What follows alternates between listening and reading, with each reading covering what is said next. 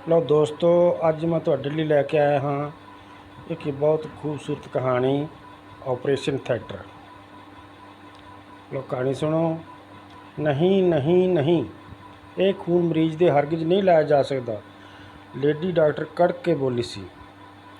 पर जी ये मेरा अपना खून है, मैं हुणे ही सुलनी लैबोरेटरी चों लीड करा के लिया हाँ। ये वेखो, ये मोहर भी लगी है जिहड़ी एड्स रहत होने का प्रमाण हुंदी है। जीता हत्थ जोड़ी खड़ा सी, उसकी अखां विचों अथरूआं झड़ी लाई हुई सी। लेडी डॉक्टर उसनूं घूर रही सी। जीते दे अथरूआं का उस पर कोई असर नहीं हो रहा सी। जीते नूं वो कोई शेर नहीं प्रतीत हो रही सी जिहड़ी जीते वल पाड़ के खा जाण वां गुर्रा रही सी।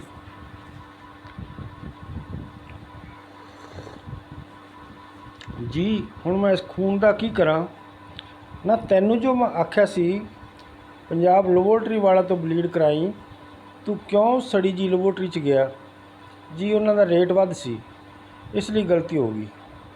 तू रेट वाल वेखना है या सही रिजल्ट वाल? मैं हुण गलती हो गई, हुण अगे तो ध्यान रखांगा। हुण इस खून का की करां? इस बोतल नूं कंध ते मार के भन्न दे, होर मैं की दसां। लेडी डॉक्टर दे बोल पत्थर वांग उसके दिल ते वजे। जीता खून की बोतल चुकी, पैर घड़ीसदा लेडी डॉक्टर के रूम तो बाहर आ गया। बरामदे की कंध ते लिखिया खून दान महा कल्याण उसका मूँह चढ़ा रहा सी। हत्थ विच बोतल फड़ी वो गुमसुम कंध ते लिखे माटो के अर्थ टटोल रहा सी। अचानक उसने अपने मोढे ते किसी के हत्थ का स्पर्श महसूस किया। उसने पिछे भौं के वेख्या, हस्पताल का चपड़ासी खड़ा सी।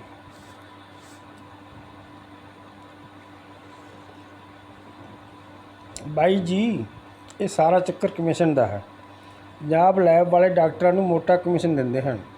हुण तुसीं इउं करो, यही ब्लड वाले पंजाब वाले को लै जाओ, 500 रुपये लेगा तो अपनी लैबोरेटरी की एड्स वाली चिट ला देगा, अपने ही लैटर पैड ते एंट्री पा देगा।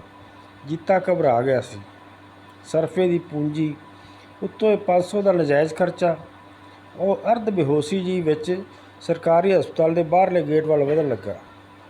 हस्पताल के वापसी रस्ते के खब्बे पासे उच्ची उच्ची कंध सी।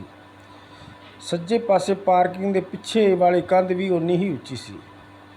जीता बाहर जांदा जांदा रुक गया, कंध वाल टिकटकी ला के वेखण लगा। अचानक किसी अंदरूनी संघर्ष के वसीभूत होके जीते ने ब्लड वाली बोतल कंध नाल दे मारी। काफ़ी छिट्टे उसके मूँह ते आसमानी रंग के कपड़िਆਂ ते पै गए।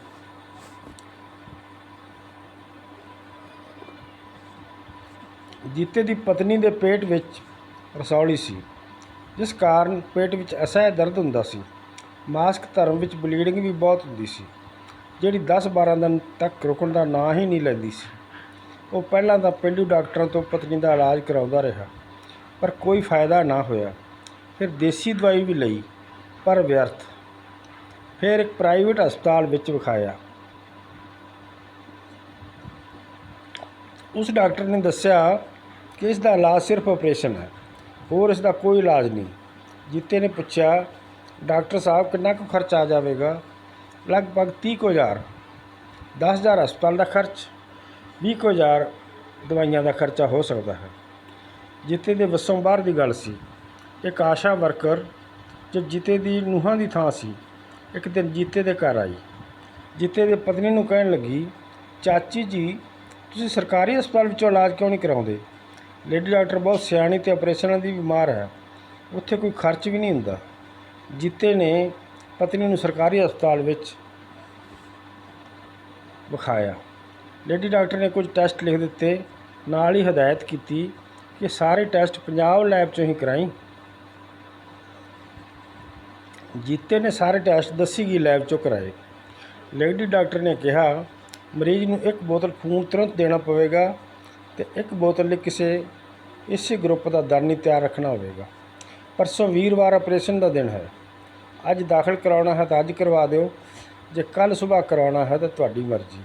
जिते ने कल का कह के लेडी डॉक्टर तो छुट्टी ली तो वापस पिंड आ गए।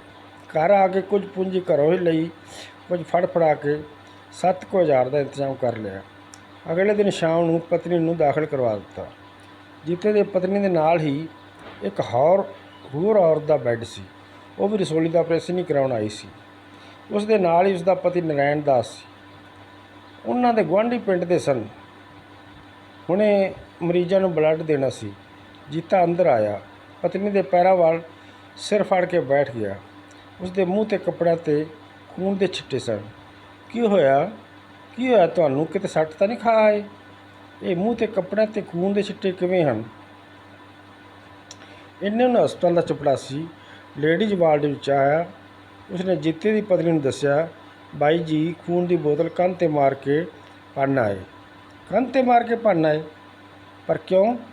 ਉਹ ਜੀ ਲੇਡੀ ਡਾਕਟਰ ਨੇ ਇਹਨਾਂ ਨਾਲ ਬਹੁਤ ਗੁੱਸੇ ਵਾਲਾ ਵਿਵਹਾਰ ਕੀਤਾ। ਇਸ ਨਾਲ ਇਹਨਾਂ ਦੇ ਮਨ 'ਤੇ ਗਹਿਰੀ ਸੱਟ ਵੱਜੀ। ਲੇਡੀ ਡਾਕਟਰ ਨੇ ਇਹਨਾਂ ਦਾ ਖੂਨ ਵੀ ਸਵੀਕਾਰ ਨਹੀਂ ਕੀਤਾ ਸੀ। ਇਹਨਾਂ ਨੂੰ ਗੁਰਮੀਤਾ, ਜੋ ਥੋੜ੍ਹੀ ਦੇਰ ਪਹਿਲਾਂ ਪਿੰਡੋਂ ਆਇਆ ਸੀ, ਨੇ ਦੱਸਿਆ, ਭਾਬੀ ਜੀ ਖੂਨ ਦਾ ਇੰਤਜ਼ਾਮ ਹੋ ਗਿਆ ਹੈ। ਮੈਨੂੰ ਪਤਾ ਲੱਗ ਗਿਆ ਸੀ, ਇਸ ਲਈ ਮੈਂ ਆਉਂਦੇ ਸਾਰ ਬਲੀਡ ਕਰਵਾ ਕੇ ਫਰਿੱਜ ਵਿੱਚ ਇੱਕ ਬੋਤਲ ਰਖਵਾ ਆਇਆ ਹਾਂ। ਦੂਜੀ ਬੋਤਲ ਵਾਸਤੇ ਆਪਣੇ ਸਚਿਨ ਨੂੰ ਕਹਿ ਆਇਆ ਹਾਂ, ਉਹ ਸੁਬਾਹ ਪਹੁੰਚ ਜਾਵੇਗਾ।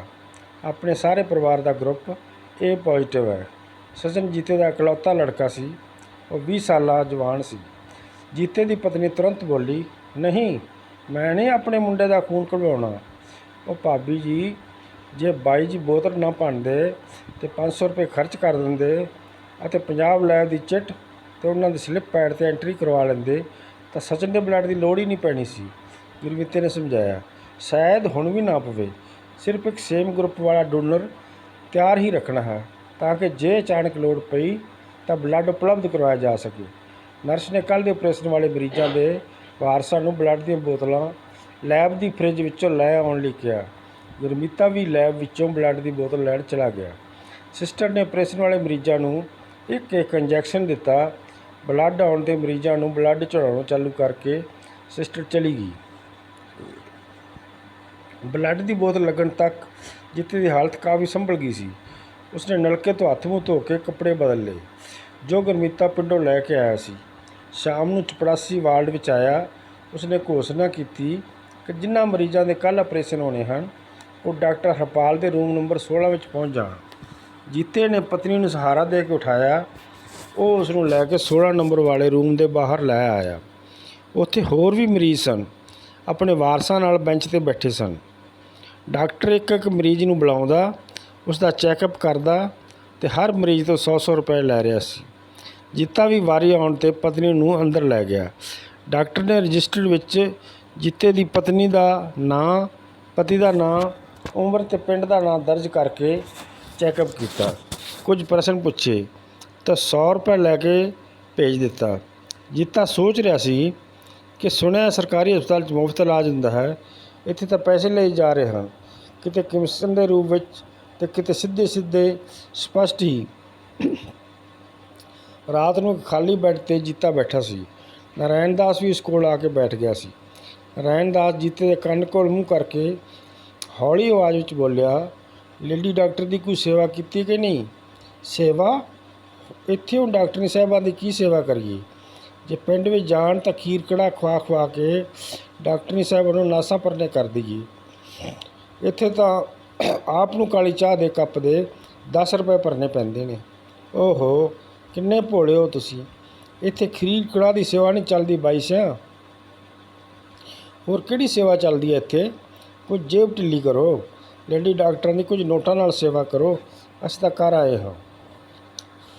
ਜੀਤਾ ਸੋਚੀ ਪੈ ਗਿਆ। ਬਾਈ ਸਿਆਂ ਕਿਹੜੀਆਂ ਸੋਚਾਂ ਵਿੱਚ ਪੈ ਗਿਆ? ਚੱਲ ਮੈਂ ਤੇਰੇ ਨਾਲ ਚੱਲਦਾ ਹਾਂ। ਆਖਿਰ ਮਰੀਜ਼ ਦੀ ਜਾਨ ਡਾਕਟਰਾਂ ਦੇ ਹੱਥ ਵਿੱਚ ਹੁੰਦੀ ਹੈ। ਮਰੀਜ਼ ਦੀ ਜਾਨ ਦਾ ਸ਼ਬਦ ਸੁਣ ਕੇ ਜੀਤਾ ਕੰਬ ਗਿਆ। ਸੇਵਾ ਤੋਂ ਬਿਨਾਂ ਉਸ ਦੀ ਪਤਨੀ ਦੀ ਜਾਨ ਵੀ ਨੂੰ ਖਤਰਾ ਹੋ ਸਕਦਾ ਸੀ। ਜੀਤਾ ਸੋਚ ਰਿਹਾ ਹੈ। ਫਿਰ ਉਸਨੇ ਨਰਾਇਣ ਨੂੰ ਪੁੱਛਿਆ, ਕਿੰਨੇ ਕੁ ਨਾਲ ਸਰ ਜਾਵੇਗਾ? 1000 ਤੋਂ ਘੱਟ ਕੀ ਦਿਓਗੇ ਡਾਕਟਰੀ ਨੂੰ? ਜੀਤੇ ਨੇ ਚਾਦਰੇ ਦੇ ਲੜ ਵਿੱਚੋਂ 500-500 ਦੇ 2 ਨੋਟ ਕੱਢੇ ਤੇ ਚੱਲ ਪਿਆ। ਦੋਵੇਂ ਡਾਕਟਰੀ ਦੇ ਕੁਆਟਰ ਵਿੱਚ ਗਏ। ਜੀਤੇ ਨੇ ਨੋਟ ਉਸ ਵੱਲ ਵਧਾਏ। ਡਾਕਟਰ ਨੇ ਉਸ ਤੋਂ ਕੁਰਬਾਨ ਜਾਣ ਵਾਲੀ ਮੁਸਕਰਾਹਟ ਬਖੇਰਦੀ ਨੋਟ ਫੜਦੀ ਬੋਲੀ, ਇੰਨੀ ਖੇਚਲ ਤੁਸੀਂ ਕਿਉਂ ਕੀਤੀ? ਖੇਚਲ ਕਾਹਦੀ ਮੈਮ? ਤੁਸੀਂ ਵੀ ਇੰਨੇ ਸਾਲ ਦੀ ਮਿਹਨਤ ਕਰਕੇ ਡਾਕਟਰ ਬਣੇ ਹੋ। ਅਸੀਂ ਥੋੜ੍ਹੀ ਸੇਵਾ ਕਰ ਦਿੱਤਾ ਕੀ ਹੋਇਆ? ਬਸ ਤੁਸੀਂ ਸਾਡੇ ਮਰੀਜ਼ਾਂ ਦਾ ਖਿਆਲ ਰੱਖਿਆ ਜੀ। ਮੈਂ ਕਿਹਾ ਤੁਸੀਂ ਚਿੰਤਾ ਕਿਉਂ ਕਰਦੇ ਹੋ, ਮੈਂ ਪੂਰੇ ਜੀ ਜਾਨ ਨਾਲ ਤੁਹਾਡੇ ਮਰੀਜ਼ਾਂ ਦਾ ਆਪਰੇਸ਼ਨ ਕਰਾਂਗੀ। ਫਿਰ ਦੋਵੇਂ ਵਾਪਸ ਵਾਰਡ ਵਿੱਚ ਆ ਗਏ। ਡਾਕਟਰਨੀ ਦੇ ਤਸੱਲੀ ਦੇਣ ਨਾਲ ਜੀਤੇ ਦੇ ਚਿਹਰੇ 'ਤੇ ਮੁਸਕਰਾਹਟ ਆ ਗਈ। ਸੁਬਾਹ ਗੁਰਮੀਤਾ ਅਤੇ ਸਚਿਨ ਵੀ ਆ ਗਏ। ਸਿਸਟਰ ਜੀਤੇ ਨੂੰ ਦਵਾਈਆਂ ਦੀ ਲਿਸਟ ਫੜਾ ਗਈ। ਜੀਤਾ ਹਸਪਤਾਲ ਦੇ ਸਾਹਮਣੇ ਵਾਲੀ ਦੁਕਾਨਾਂ ਤੋਂ ਦਵਾਈਆਂ ਲੈ ਆਇਆ। ਵੱਡੇ ਸਾਈਜ਼ ਦੀ ਗਲੂਕੋਜ਼ ਦੀ ਬੋਤਲ ਨੇ ਦਵਾਈਆਂ ਵਾਲਾ ਥੈਲਾ ਕਾਫੀ ਭਾਰਾ ਕਰ ਦਿੱਤਾ ਸੀ। ਵਾਰਡ ਦੇ ਸਾਹਮਣੇ ਮੋਰਚਰੀ ਸੀ।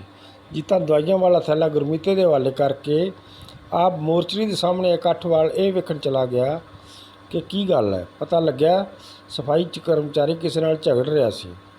ਰਾਤ ਇੱਕ ਐਕਸੀਡੈਂਟ ਨਾਲ ਮਰੇ ਵਿਅਕਤੀ ਦੀ ਲਾਸ਼ ਪੋਸਟਮਾਰਟਮ ਲਈ ਆਈ ਸੀ।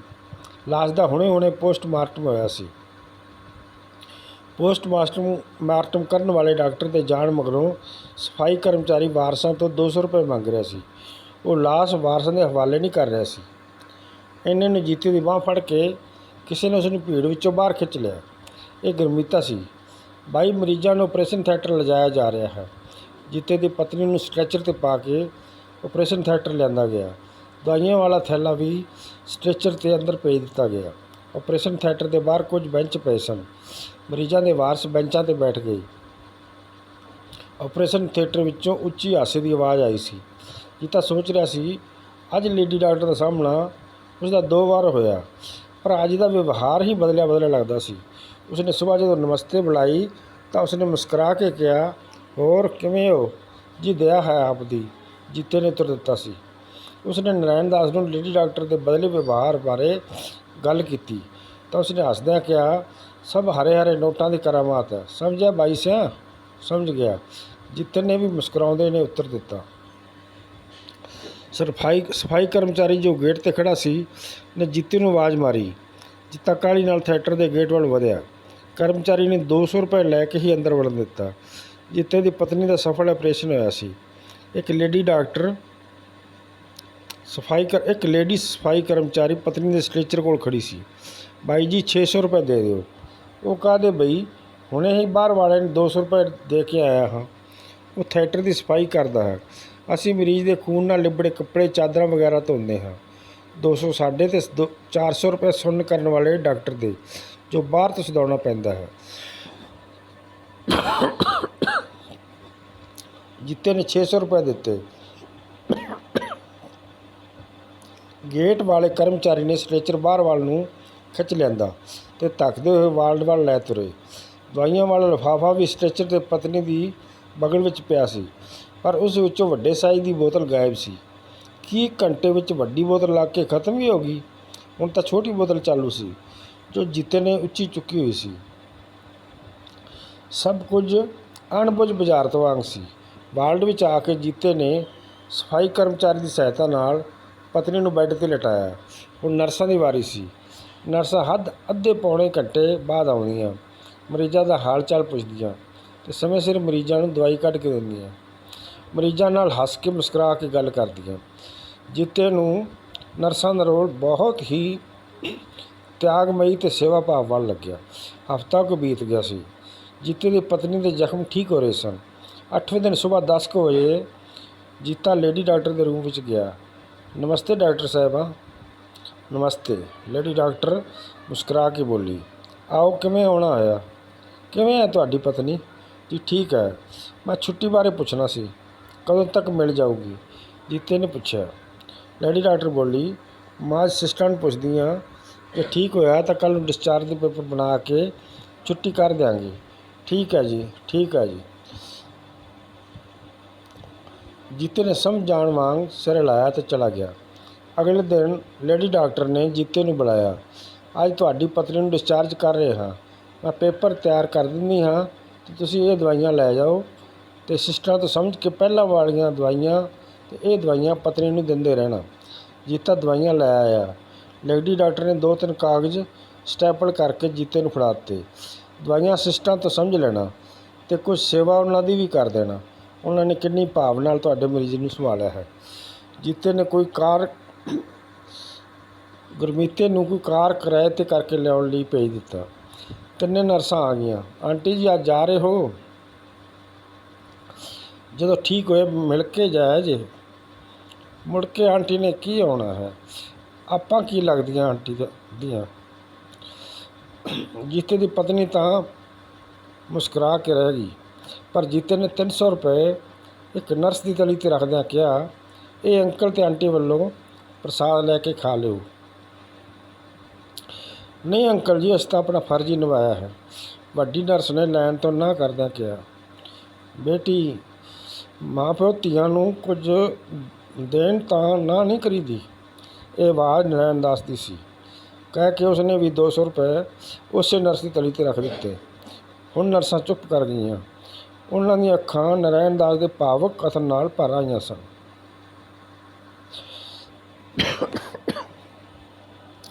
ਕੁਝ ਸਮੇਂ ਬਾਅਦ ਆਪਣੇ ਆਪ 'ਤੇ ਕਾਬੂ ਪਾ ਕੇ ਨਰਸਾਂ ਨੇ ਸਭ ਛੁੱਟੀ ਕਰਨ ਵਾਲੇ ਮਰੀਜ਼ਾਂ ਨੂੰ ਦਵਾਈਆਂ ਸਮਝਾਈਆਂ ਅਤੇ ਚਲੀਆਂ ਗਈਆਂ।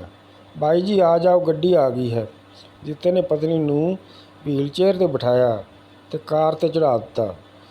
ਵੀਲ ਚੇਅਰ ਅੰਦਰ ਕਰਕੇ ਜੀਤਾ ਕਾਰ ਵਿੱਚ ਆ ਬੈਠਾ। ਚਾਦਰੇ ਦੇ ਲੜ ਵਿੱਚ ਹੁਣ ਕਾਗਜ਼ ਹੀ ਰੜਕ ਰਹੇ ਸਨ। ਜੈ ਹਿੰਦ।